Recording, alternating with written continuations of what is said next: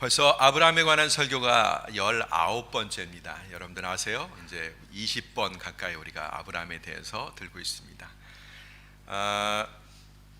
제가 어딜 가든지 맨 먼저 아브라함 설교부터 시작을 합니다. 왜냐하면 신앙의 기초는 이제 믿음의 세계에 들어가는 건데, 믿음이 뭔지를 가르쳐주는 가장 좋은 본문이기 때문에 여기서부터 이렇게 시작을 합니다. 그래서 지금까지 오랜 시간 동안 지금 이 아브라함을 다루고 있는데, 특별히 오늘 말씀은 그 아브라함의 이야기 중에서도 하이라이트라고 할 수 있겠습니다. 제일 많이 빛나는 부분, 그리고 많은 설교자들에 의해서 자주 즐겁게 다뤄지는 그런 부분이 바로 이 오늘 읽으신 여러분의 본문에 관한 부분입니다. 그래서 다 교회 한두 번 나오신 분들은 다 이 설교를 다 들어보셨을 거예요. 교회 안 나오신 분들도 익숙한 그런 본문이 될 수 있습니다. 이 본문은 얼마나 유명한지 신약 성경에서도 위대한 사도들이 이 본문을 다룹니다.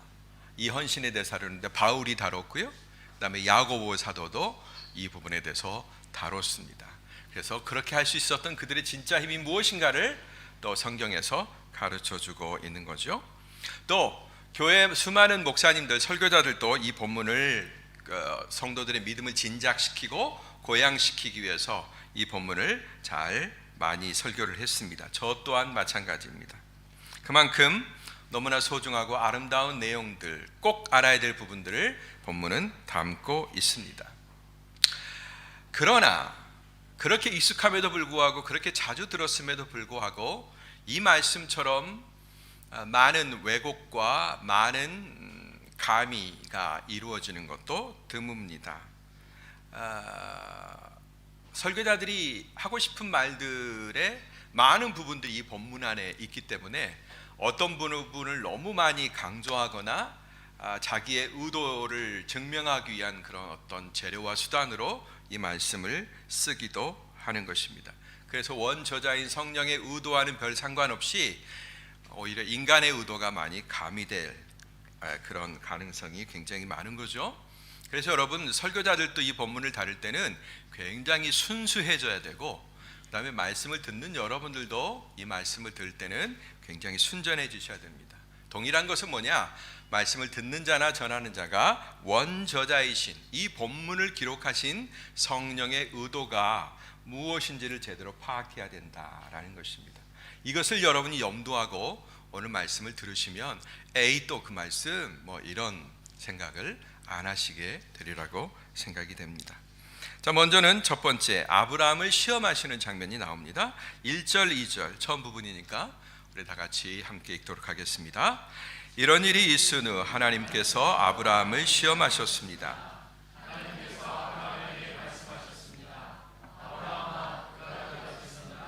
예, 제가 여기 있습니다.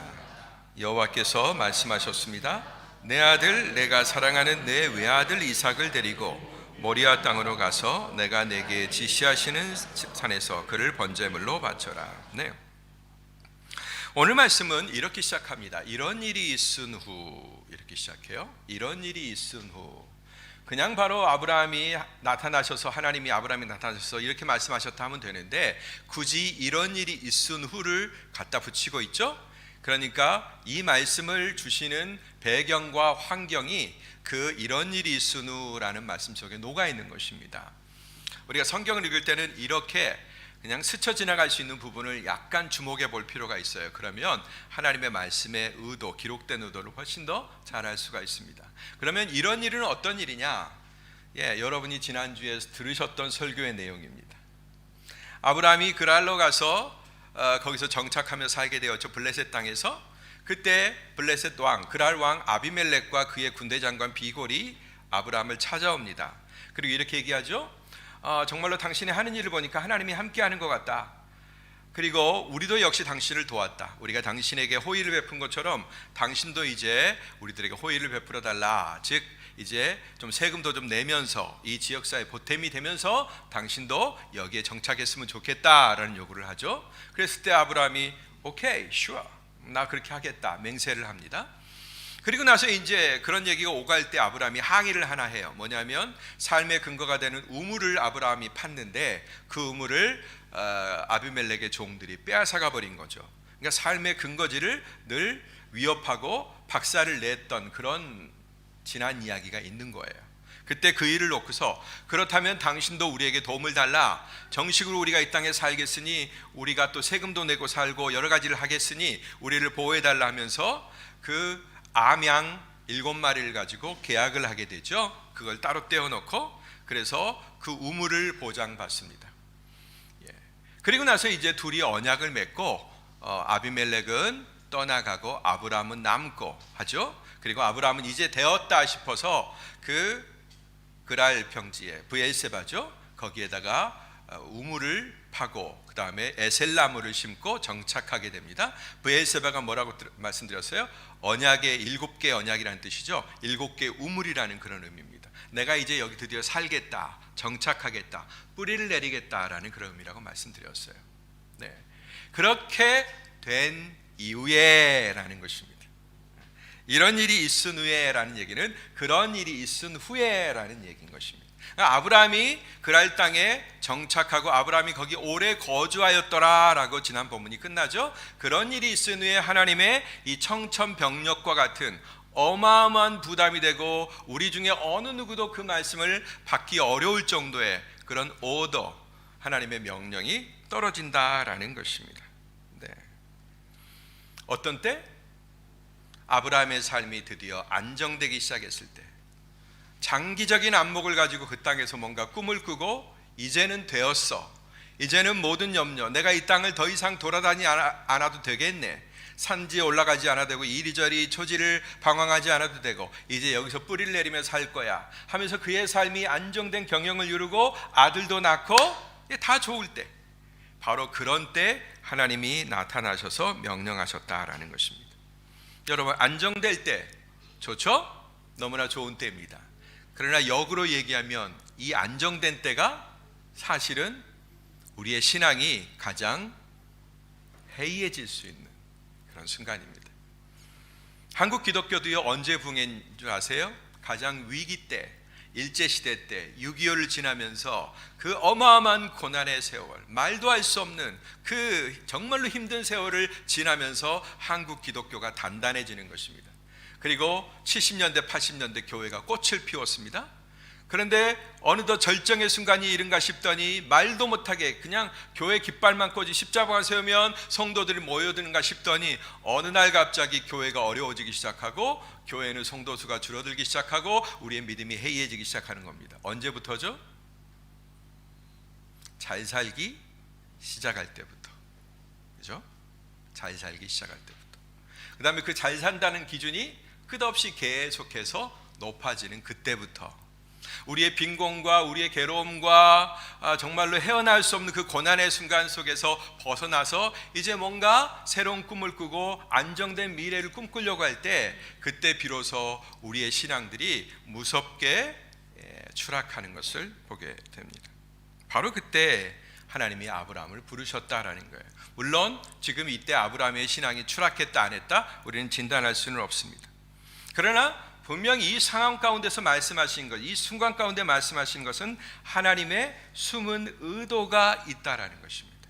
그렇죠? 여러분, 하나님이 여러분에게 자주 이렇게 나타나시게 되길 바랍니다. 뭔가 이상하죠, 말이? 우리는 하나님이 안 나타나시고 좀 끊임없이 쭉 갔으면 좋겠는데, 그냥 평균적으로 하나님 사랑하면서 예배 드리면서 헌금하면서 좋은 일 약간씩 하면서 그렇게 갔으면 좋겠는데, 하나님이 나타나시는 게 우리의 복이란 말이에요. 따라합시다. 하나님 자신이 우리에게 복입니다. 이 하나님을 경험하는 것보다 더 좋은 복은 없어요. 근데 우리는 하나님을 경험하는 것보다도 하나님이 선물로 주신 것, 안정된 그런 상황 가운데서 우리의 복지가 날마다 늘어나는 것, 이걸 더 좋아하거든요.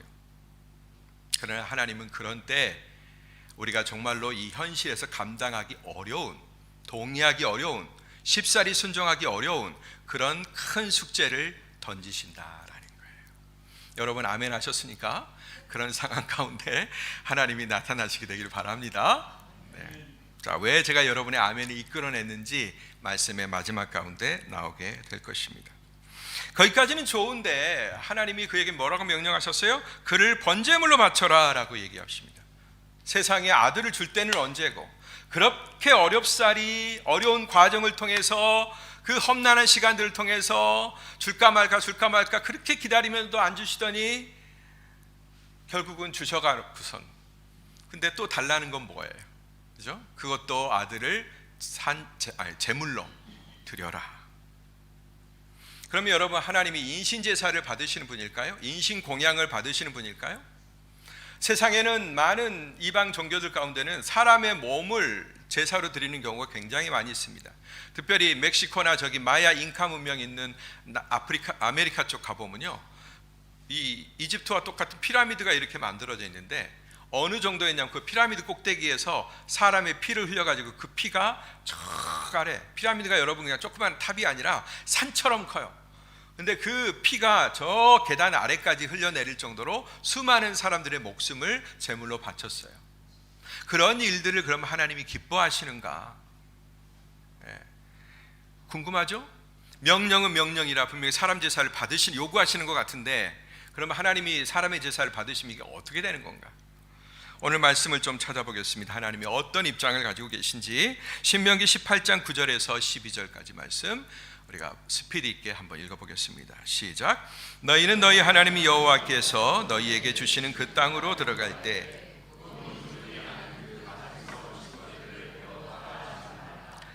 너희 가운데 없어야 할 것은 그 아들이나 딸들을 불에 희생시키거나 점을 치거나 마술을 부리거나 예언을 말하거나 마법에 가담하거나 주문을 외우거나 신접한 사람이 되거나 영매가 되거나 죽은 혼을 부르는 일이다. 누구든지 이러한 일들을 하는 사람은 여호와께 가증스러우니 이런 가증스러운 짓거리들로 인해 너희 하나님 여호와께서는 너희 앞에서 그 민족들을 쫓아내실 것이다. 네, 하나님이 아브라함의 후손인 이스라엘의 자손들에게는 이렇게 분명히 말씀하셨어요. 가나안을 바로 목전에 두고 있는 이스라엘 백성들이 그 가나안의 강력한 문화가 형성하고 있는 그 오염을 하나님이 아시기 때문에 오염될까봐 그 오염을 철저히 차단하시는데, 그 땅에 있는 사람들의 이런 습관을 절대 본받지 말라. 그건 뭐라고 얘기하세요? 가증한 짓거리라고 얘기하세요. 우리가 웬만하면 가증한 짓거리 뭐 이런 말 쓰지 않잖아요. 누군가에게 그 일이 얼마나 잘못됐는지를 좀 엄청나게 비난하고 싶고 욕하고 싶을 때 그런 짓거리 하지 마 하고서 우리가 야단치는 거잖아요. 근데 성경이 지금 그렇게 얘기하고 있어요. 그걸 짓거리라고 표현하실 정도로 하나님은 인신공양, 아들과 딸을 불로 태워서 주 앞에 드리는 것, 그 외에 여러 가지 행위들을, 우상숭배 행위들을 싫어하시는 것을 우리에게 보여주십니다. 그런데 그 아들 이삭을 번제물로 드리라고 하는 하나님의 명령은 도대체 뭐냐 말이에요. 우리는 여기서 뭔가 모순에 빠집니다. 아니, 이렇게 말씀하실 때는 언제고 또 이렇게 요구하실 때는 언제인가? 우리는 어디다 맞춰야 되는가? 근데 사실 여러분, 이 명령은 대놓고 테스트라고 얘기하고 계세요. 테스트. 이 테스트는 야고보서에 말하는 시험과는 다릅니다. 그 야고보서에서 하나님은 친히 아무도 시험하지 않으시니라, 이것은 템테이션을 의미하는 테스트예요. 근데 이건 테스트라고 지금 하나님이 대놓고 얘기하세요. 뭔가 다른 의미가 있는. 요즘 우리 젊은 친구들 말로는 이런 질문을, 이런 테스트를 뭐라고 얘기냐면 답정너라고 그래요. 답정너. 제가 이 의미를 몰라서 인터넷 찾아봤어요. 진작 찾아볼 수도 있었지만 이제야 찾아봤습니다. 그랬더니 뭐냐면 이런 뜻이래요. 답은 정해져 있어. 이제 네가 대답할 차례야. 이런 뜻이라는 거예요. 답은 정해져 있어. 네가 이제 대답할 차례야 라는 거죠. 그러니까 정해져 있는 답을 얘기하든지 말든지 하라는 거죠. 답정너. 답정너. 바로 이 테스트가 그거예요. 답은 정해져 있는 거예요. 하나님은 인신제사를 기뻐하지 않으세요? 그러나 드리라고 하세요. 그랬을 때는 거기에 이미 답이 정해져 있는데 거기에 답해야 되는 아브라함의 순서가 지금 기다리고 있다라는 것입니다. 혼란을 주려고 하는, 해야 되나 말아야 되나 라는 그런 테스트를 하는 그런 의도가 아니라, 오히려 여기에 하나님의 어마어마한 배려, 그 다음에 하나님이 깨달음을 주시려고 하는, 하나님 섬기는 방법을 알려주시려고 하는 그런 의미가 들어있다라는 것입니다. 이삭을 바치라고 하는 이 말도 안 되는 명령의 참뜻, 진의가 그럼 무엇이냐? 그건 바로 이런 겁니다. 과연 너에게 하나님보다 소중한 것이 있는가? 이런 질문이에요. 나에게 먼저 질문을 던져봅시다. 저를 따라서 하세요. 과연 나에게 하나님보다 소중한 게 있는가? 이제 옆 사람에게 인사하시면 눈을 한번 싱긋 마주치시고, 이 얘기를 할 때 눈을 돌리지 마세요. 정면을 보시고 눈속 그 눈동자를 초롱초롱하게 보시고 얘기해 주세요. 당신은 과연 당신에게 하나님보다 소중한 게 있습니까? 이렇게 물어보세요. 시작. 과연 당신에게 하나님보다 소중한 게 있습니까? 안 하시는 분은 뭐야? 피하시는 거예요 지금? 이 질문이라는 거예요. 하나님이 물어보십니다. 아브라함아, 지금 내가 너한테 이삭을 줬는데 지금 너에게 이삭이 나보다 더 중요하냐? 나 하나님보다도 내가 준 선물이 훨씬 더 중요하냐? 이 질문을 하시는 거란 말이에요. 내가 이삭보다도 영순이냐? 이 질문이에요. 이 질문을 자신에게 진솔하게 물어보라라는 그런 의미다라는 거예요. 그런데 이런 질문은 언제 쏟아집니까? 아까 말씀드렸다시피 이런 일이 있은 후에라는 때, 그때 쏟아지는 거예요. 아, 지금 모든 게 너무나 좋아. Everything is okay. Very good. 너무나 좋아. 나는 내 삶의 현재에 만족하고 있어. 정말로 이대로만 계속 됐으면 좋겠어. 라는 그런 시점에 이런 질문이 던져진다는 거예요. 이제 별일 없이 평안하기만 하면 좋겠어. 지금 현재 내가 누리고 있는 이런 안정과 혜택을, 나는 더 부자 되기도 싫어. 그냥 여기서 이 안정을 누리며 살아갔으면 좋겠어. 라는 그런 상황 속에서 이 말씀이 던져진다는 거예요. 여러분, 우리 남성들보다도 우리 여성분들이 좀 안정희구형이시잖아요. 그죠?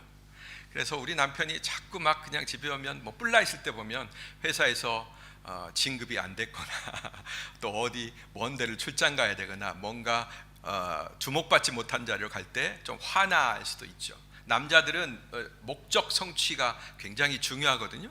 그러나 우리 여성들은 뭐가 중요해요? 자식들 낳고 자식들하고 먹고 살아야 되니까 현재적인 안정이 중요하죠. 그래서 내 남편이 될 수 있으면 조금 안 이꼽더라도 잘 참아주길 바라고, 무사히 월급을 잘 받아오길 바라고, 사업을 하더라도 좀 안정적인 사업을 해주길 바라는 마음이 있습니다. 여러분, 우리 여성들이 이런 마음을 너무 강하게 잡수잖아요. 그러면 모험할 기회가 줄어드는 거예요. 바로 그때 뭐예요? 이 상태가 좋습니다. 여기가 좋사오니 얘기하죠. 베드로와 요한과 야고보도 그 얘기를 하죠. 주님이 그 하늘의 광경을 보여줬을 때, 주여 여기가 좋사오니 여기다가 초막셋을 짓게 해주십시오. 그 하늘의 광경을 맛보니까 너무 좋은 거예요. 황홀한 거예요. 현재가 너무 만족스러워. 그래서 더 이상의 발전을, 더 이상의 성장을 꿈꾸지 않는단 말이에요. 이건 곤란합니다, 여러분. 항상 열어놔야 돼요, 그 부분에 대해서. 우리의 신앙이 자칫 위험해질 수도 있는, 거기서 굳어질 수도 있는, 이 정도면 되었어, 내가 교회 열심히 출석하고 얼만큼 내게 주어진 일 하고 못한 일 안 하고 그 다음에 우리 가정 잘 꾸려지고 애들 잘 크고 이 정도면 됐어, 여기서 멈추면 우리의 신앙도 더 이상의 발전이 없다라는 거예요. 여러분, 따라합시다. 크리스찬은 모험가이다. 모험가입니다. 안정된 신앙은 없어요. 늘 우리는 모험을 합니다. 모험. 신기하게도 이제 그 일의 이후에 아브라함이 어떤 일을 벌이는지 우리가 또 볼 수가 있습니다. 곧바로 순종하는 아브라함의 모습을 보게 돼요. 3절 말씀만 읽겠습니다. 다 같이 시작. 아브라함이 다음날 아침 일찍 일어나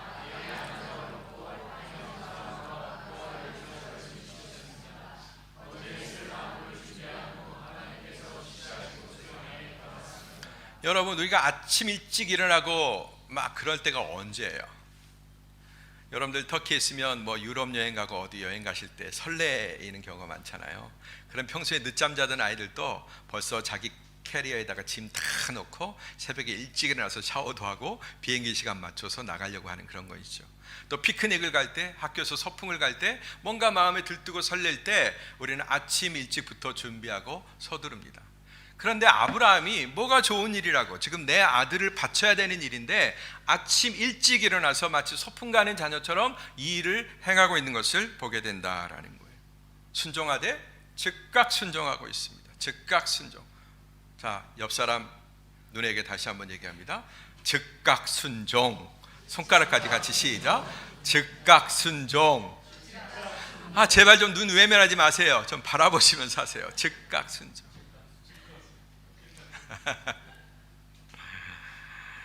굉장히 심각한 명령이죠. 어떻게 이 일을 즉각 순종할 수 있어요? 아들을 바치려는데, 100살 때 얻은 그 소중한 아들을 번제물로 바치려는데, 이 무섭고 끔찍한 일, 이 황당한 일을 어떻게 즉각 순종하고 아침 일찍 일어나서 마치 그냥 그 일을 하기 위해서 태어난 사람처럼 어떻게 그렇게 할 수가 있단 말입니다. 너무나 혼란스러울 법도 한데 주저하거나 망설이는 기색이 전혀 보이지 아니합니다. 하나님한테 항의할 수도 있죠. 아니, 하나님 줄 때는 언제고 이제 왜 달라고 합니까? 또 성경에 나온 어떤 이야기처럼, 제가 저에게 조그만 말미를 주십시오, 우리 아이와 헤어질 시간을 좀 주십시오, 이렇게 하면서 하나님한테 시간을 요청할 수도 있겠죠. 저 잠깐만 고민해 볼게요 하면서 그 기도 시간을, 말미를 요청할 수 있습니다. 저는 목사이기 때문에 이런 일들 참 많이 경험해요. 우리 성도님들 교회에서 이제 이런 일들을 감당할 만 하셔서 이런 일들을 좀 해주셨으면 좋겠습니다 그러잖아요. 그러면 대개는 다 빼세요. 목사님, 저 너무 부족해가지고요, 조금만 기도할 수 있는 시간을 주세요, 이렇게 얘기해요. 기도하는지 안 하는지는 모르겠지만, 이건 뭐냐면 안 하고 싶어요 라는 그런, 부담이 돼요 라는 그런 사인이거든요.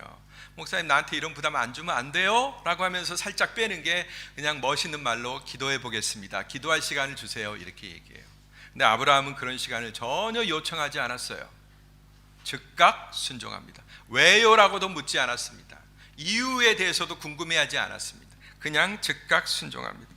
무엇이 여러분 아브라함을 그렇게 아무것도 고려하지 않게 만드는, 마치 뇌가 없는 사람처럼, 가슴이 없는 사람처럼 그렇게 만들었을까요? 뭐가 그렇게 그를 만들었을까요? 그렇게 아브라함을 강하게 만든 원인이 뭘까요? 세상에서 하도 고생해가지고 이제 감정이 완전히 메말라 버려서 먼 일이 와도 그냥 밥 먹듯이 행하는 그런 닳고 다른 가슴이 되어서 그랬을까요? 어떤 의미에서는 아브라함은 산전수전, 공중전까지 다 겪은 사람입니다. 인생의 많은 고난을 넘어온 사람이에요. 그런데 세상에서의 고난보다도 더 중요한 것을 아브라함은 거기서 겪는 겁니다. 가나안으로 떠나올 때도 어마어마한 모험이었죠. 가나안에서 애굽으로 내려갈 때도 어마어마한 모험이었고, 거기서 혼쭐이 났습니다. 다시 또 올라와서 네게브 사막에서 또 광야에서 번민하는 시간을 갖습니다. 그리고 이제 산지에 올라가서 이곳저곳 바라보면서 도대체 내가 살 곳이 어딘가 하고 고민합니다. 그런데 또 같이 온 조카가 너무 세력이 커서 같이 있을 수가 없습니다. 또 헤어져야 됩니다. 그 조카가 나도 눈여겨둔 땅인데 소돔과 고모라를 선택할 때 선택하게 놔둡니다. 그죠? 그 모든 과정 가운데서 부침이 있었고, 거기에서 하나님을 경험한 경험들이 어마어마하게 많이 있습니다.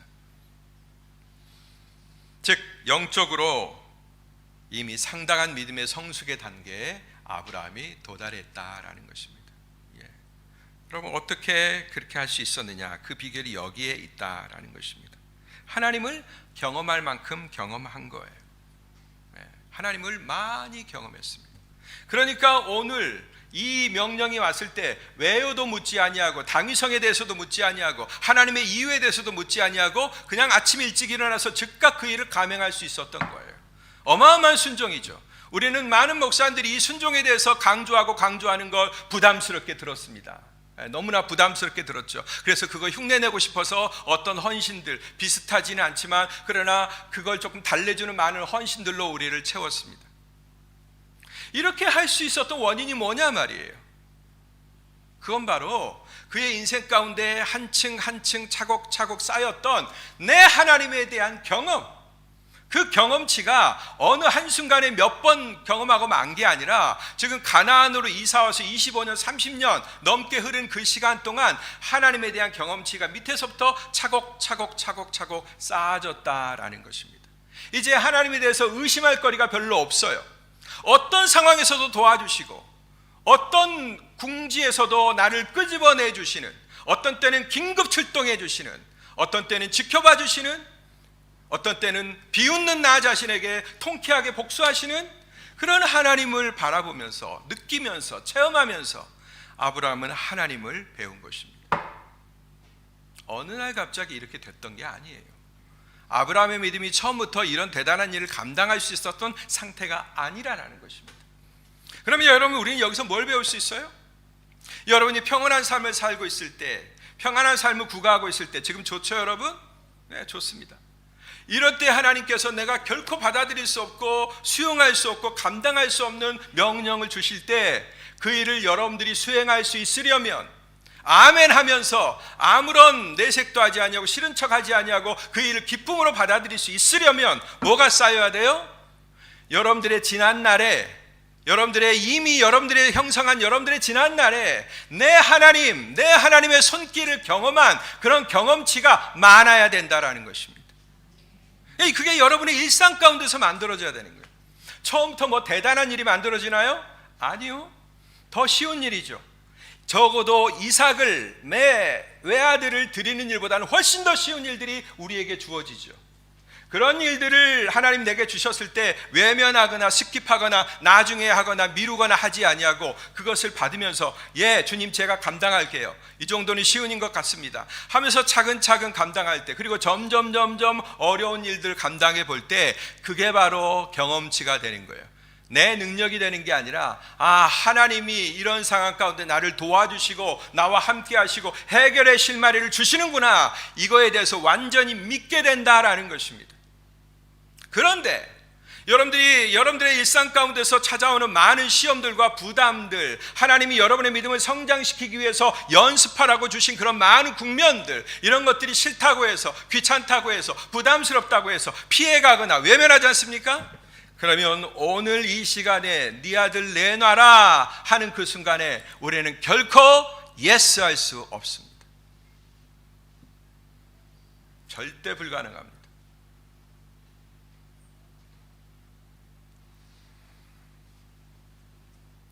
아브라함에게는 뭐가 있어요? 근거 있는 자신감이 있습니다.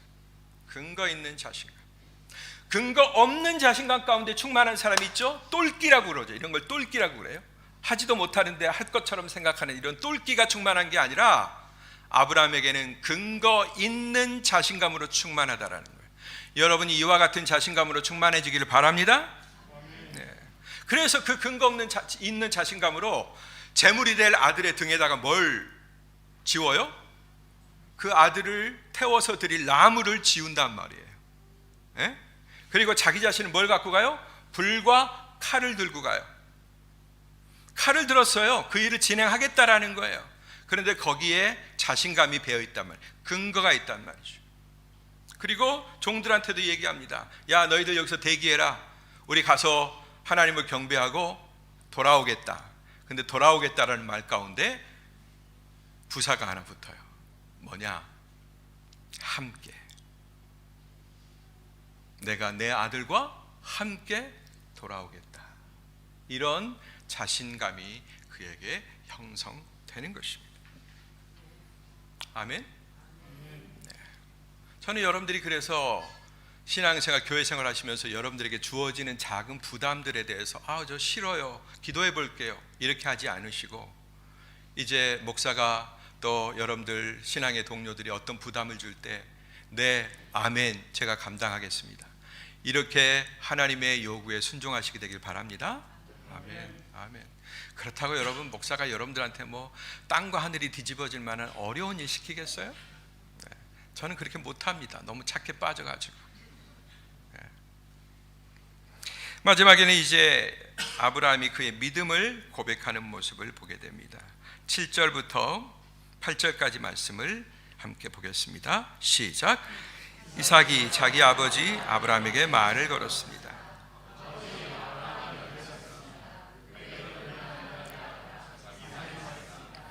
불과 나무는 여기 있는데 번제로 드릴 양은 어디 있나요?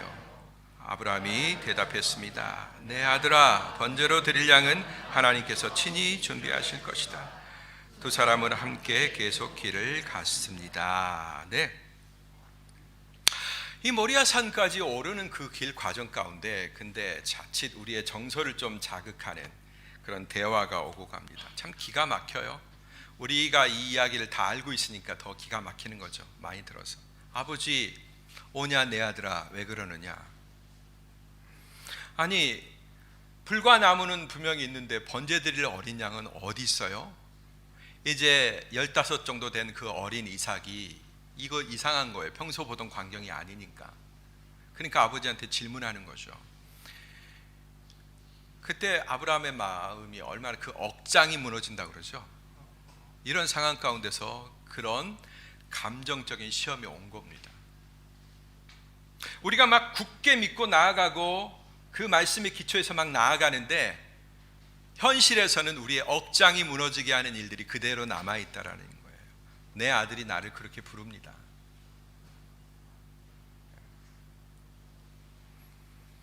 상황이 진전된 것 같지도 않아요. 그런데도 여기에서 그의 무서운 신앙의 고백이 나오는 것입니다. 아브라함의 신앙 고백이 그냥 무턱대고 그렇게 될 거야 이렇게 그냥 인정해버리고 자기 혼자 믿는 정신승리가 아닙니다. 아브라함은 분명히 이 사실을 믿고 있는 거예요. 뭐라고요? 하나님이 친히 준비하실 것이다. 이게 아들이 던지는 곤란한 질문을 피해가려고 하는 그런 가난한 대답이 아니에요. 이 대답을 한 아브라함의 마음은 그냥 아들의 말이 너무 괴로워서 아무 말이나 내뱉는 그 상황을 모면하려고 하는 대답이 아니다라는 것입니다. 진정으로 그 마음 가운데 있는 준비되어 있는 답이에요. 따라합시다. 하나님이 준비하실 것이다. 그것도 친히. 아브라함은 모리아산 그 하나님이 지시하신 그곳에 도착하자마자 묵묵히 제단부터 쌓습니다. 돌로 제단을 쌓죠. 거기에는 자연석을 가지고 그럴싸한 제단을 쌓습니다. 그 돌을 얹을 때 하나하나, 여러분 그 농부가 작업하는 장면 한번 떠올려 보세요. 산속에서 요즘 자연인들 많이 나오는데 막 묵묵히 작업하는 그거 한번 떠올려 보십시오. 여기저기 흩어져 있는 돌을 주워다가 단을 쌓습니다. 그리고 거기다가 자기 아들, 그 아들이 짊어지고 온 나무를, 장작을 거기다가 버려다가 놓습니다. 그죠? 땔감을 그 위에다가 놓는 거예요. 여러분 이 시간이 아브라함은 얼마나 길기를 바랬을까요? 내가 돌 하나 놓는 그 순간에, 제단을 만들려고 돌을 옮겨오는 그 순간에 하나님이 진짜로 자기가 고백한 것처럼 하나님이 친히 준비할 거다 하는 그 어린 양이 눈에 띄면 얼마나 좋아요, 여러분. 네? 좀 이왕에 주실 거 좀 미리 보내주면 얼마나 안심하고 좋아요. 그런데 하나님은 돌을 하나 둘씩 쌓는데도 침묵하신단 말이에요. 정말로 지독하게 침묵하세요. 그리고 이제 나무까지 다 버려놓고 있고 마지막 그 나무 장작까지 딱 얹어놓는 순간에도 하나님이 어떤 재물을 주셨단, 다른 대체 재물을 주셨다는 사인이 안 와요. 내가 내 아들을 묻기까지, 내가 그 아들을 묶어서 제단 위에 올려놓고 칼을 들어서 내리치려고 할 그때까지도 하나님은 묵묵부답이십니다. 묵묵부답. 그거 아세요, 여러분? 하나님은 어떤 때는 막 시끄럽게 말씀하시다가도 정말로 필요한 순간에는, 우리가 정말로 필요한 순간에는 입을 탁 닫으세요. 침묵하시는 그런 하나님입니다. 그 침묵이 곧 하나님의 답인 거예요. 아브라함은 거기서 아들을 죽이려고 합니다. 아들을 그 제단 위에 눕혀놓고 아들을 죽이려고 하는 거죠. 그리고 칼을 번쩍 듭니다. 진짜 뭐 피 한 방울 안 나올 것 같은 그런 냉혈한처럼 보이기도 하고 화가 잔뜩 나 있는 야수처럼 보이기도 합니다. 그러나 우리는 그 안에서 어떤 냉정함과 야수와 같은 잔인함을 보는 게 아니라 뭘 보는 거죠? 하나님이 친히 준비하실 것이다. 내가 칼로 내리찍는 그 순간까지도, 아니 내 아들의 생명이 사라지고 피를 흘리는 그 순간에도 하나님이 대안을 준비하실 거라는 그런 믿음 가운데 지금 그 행동을 감행하고 있는 거예요. 뭐예요? 이런 걸 두고 우리식으로 표현하면 배짱이라고 합니다. 배짱. 어떻게 보면 믿음과 배짱은 동의어 같은 성격이 있어요. 믿음과 배짱. 옆 사람에게 얘기해 주세요. 믿음과 배짱이 동의어래요. 이렇게. 황건사님 얘기해 주세요. 이 사람한테. 믿음과 배짱은 동의어예요. 아브라함이 거침없이 칼을 들었던 그 이유가 뭘까? 그 마지막 순간에 하나님 좀 개입했으면 좋겠는데 그때도 묵묵부답인 그 하나님, 그 앞에서 칼을 들고 정말로 마지막까지 그 일을 시행하려고 했어. 진짜 하나님 저 칩니다, 저 칼 내리꽂아요, 빨리 일하세요, 이렇게 하지도 않았어요. 그죠? 바로 내리꽂으려고 하는 그 순간까지도 거침없이 진행할 수 있었던 그 이유가 뭐예요? 그건 바로 아까 말씀드렸던 하나님의 응답에 대한 연습이 많이 돼 있는 거예요. 하나님이 개입하신다. 하나님은 더 좋은 답을 갖고 계신다. 하나님은 내가 상상하지 못할 어마어마한 답을 가지고 계신다라는 거죠. 동일한 고백이 다니엘의 세 친구에게 있었죠. 우리 왕이 우리 신상하게 절하게 한다고 했는데 우리는 절대 절하지 않을 겁니다. 왕이 우리를 그 풀무불에 집어넣는다고 할지라도, 하나님이 우리를 살려주실 것이며, 아니 살려주시지 않는다고 할지라도 우리는 왕의 신상에게 절하지 않을 줄을 아옵소서. 뭐예요? 살려주실 거에 대한 믿음이죠. 그 이상으로 더 내 영혼과 내 생명을 책임지실 거라는 그런 믿음이죠. 그렇게 믿음은 하나로 흐르는 것입니다. 하나님이 누누이 주신 그 약속, 내가 너의 자손을 하늘의 별처럼 바다의 모래처럼 많게 하겠다. 너의 아들 이삭을 통해서, 아니 이제 하나님 그만 됐어요, 이 이스마엘로 그냥 대체하면 안 될까요? 이렇게 아브라함이 슬쩍 물러서는 순간에도 아니다, 내 몸에서 날자, 그 아들이 너의 후손이 될 거다, 언약의 자손이 될 거다, 이렇게 말씀하시잖아요. 기어이 그렇게 하시는 그 하나님의 많은 의지, 하나님의 결단, 그것을 바라보고 경험하면서 형성된 그 마음에서 뭐가 나와요? 배짱이 나온다라는 것입니다. 따라합시다. 하나님을 경험한 데서 믿음의 배짱이 나온다. 그러므로 여러분 정말로 위대한 일을 행하기 원하십니까? 그러면 오늘 만들어주신 그 무대에서 하나님을 경험하시게 되길 바랍니다. 작은 일에 충성할 줄 아는 자가 위대한 일에 충성하는 거예요. 이제 여기까지가 우리가 알고 있고 잘 들었던 그런 말씀입니다. 우리는 여기까지 주목했습니다. 그런데 여러분, 이제 진짜로 주목해야 될 부분이 남아 있습니다. 바로 구원을 준비하시는 여호와 하나님의 모습을 살펴보겠습니다. 11절, 12절 말씀을 다 같이 읽겠습니다. 시작. 그때 여호와의 천사가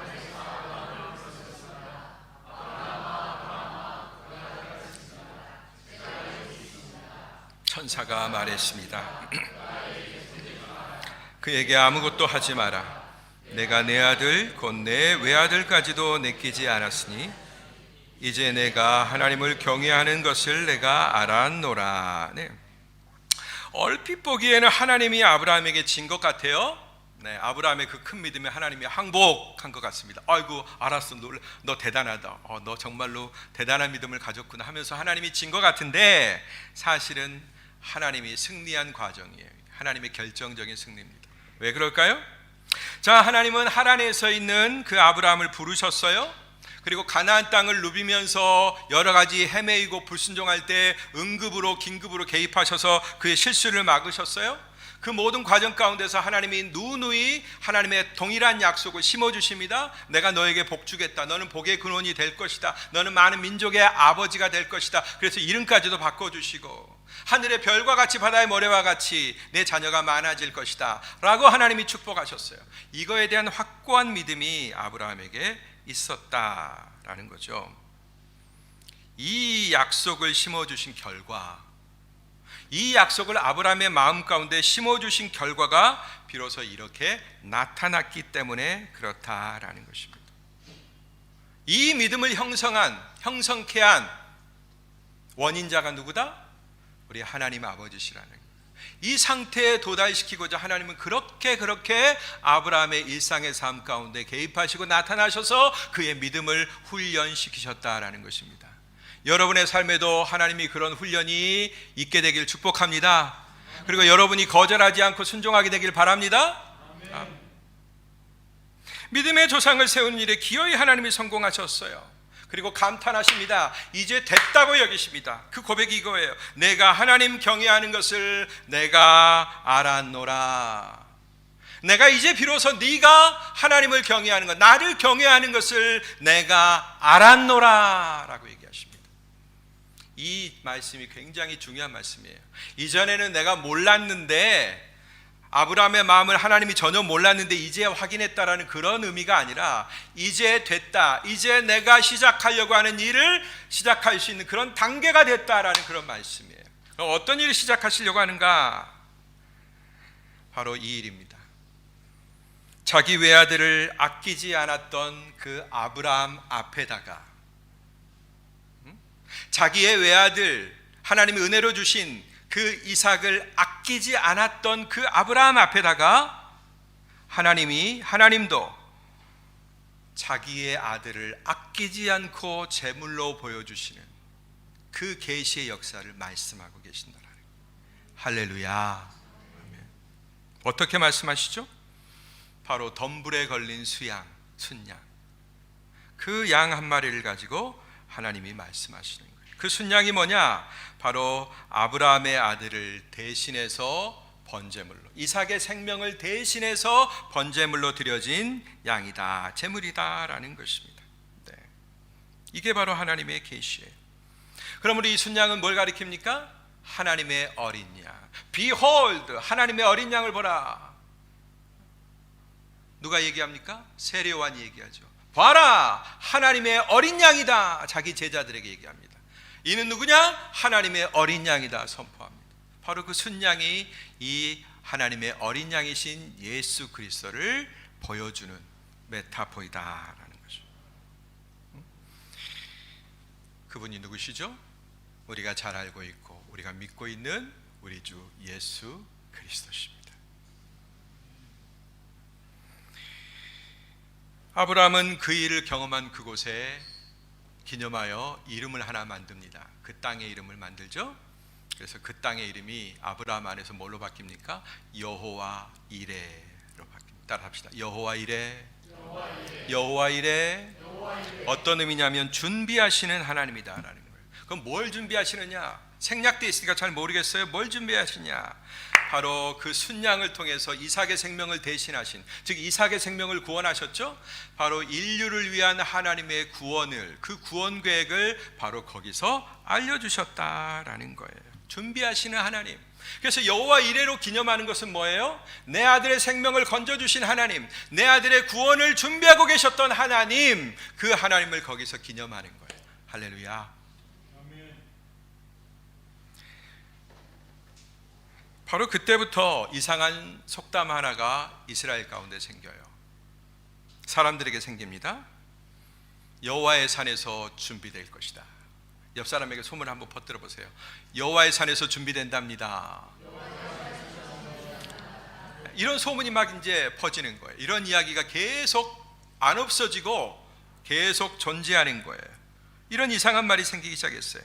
이 말은 바로 그 모리아산, 그곳에서 뭔가가 준비된다라는 얘기죠. 뭔가가 준비된다. 준비된다라는 말이 그 속에 많이 들어가 있어요. 준비된다. 여호와 이레 가운데도 준비가 들어있고 여호와의 산에서 준비된다. 이 준비가 들어가 있습니다. 뭐가 준비된다라는 건가? 이 모리아산은 그때부터 이제 역사의 무대에서 사라지게 됩니다. 전혀 이 사건이 없었던 것처럼 사라져요. 그런데 바로 다윗 시대에 이 모리아산이 다시 등장하게 됩니다. 역대하 3장 1절의 말씀을 볼까요? 같이 읽겠습니다. 역대하 3장 1절 시작. 솔로몬은 예루살렘의 모리아산에 여호와의 성전을 건축하기 시작했습니다.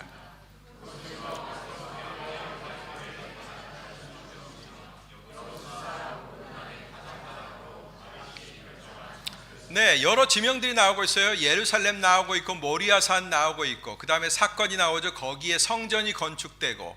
근데 그 땅이 어떤 땅이다? 다윗에게 하나님이 나타났던 것이고, 그 다음에 타작마당, 어른안의 타작마당이었는데 다윗이 그걸 구입해서 성전이 세워질 장소로 정했다. 이 스토리가 지금 3장 1절에 다 들어있습니다.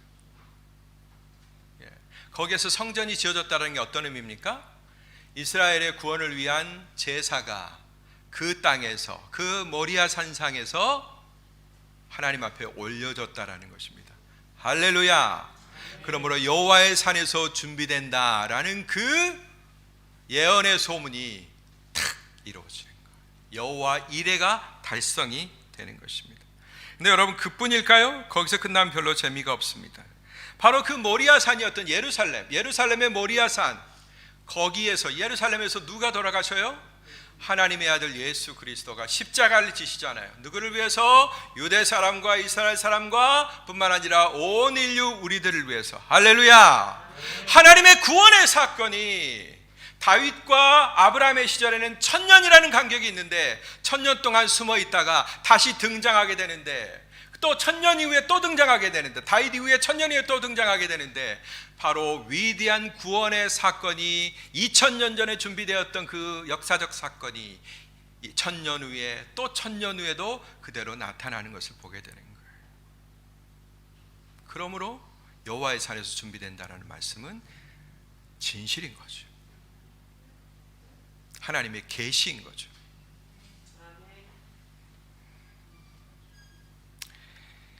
우리 사람들의 눈은 대개 방금까지 우리가 보았던 아브라함이 보여드린 믿음과 순종에만 좀 주목하는 경향성이 있습니다.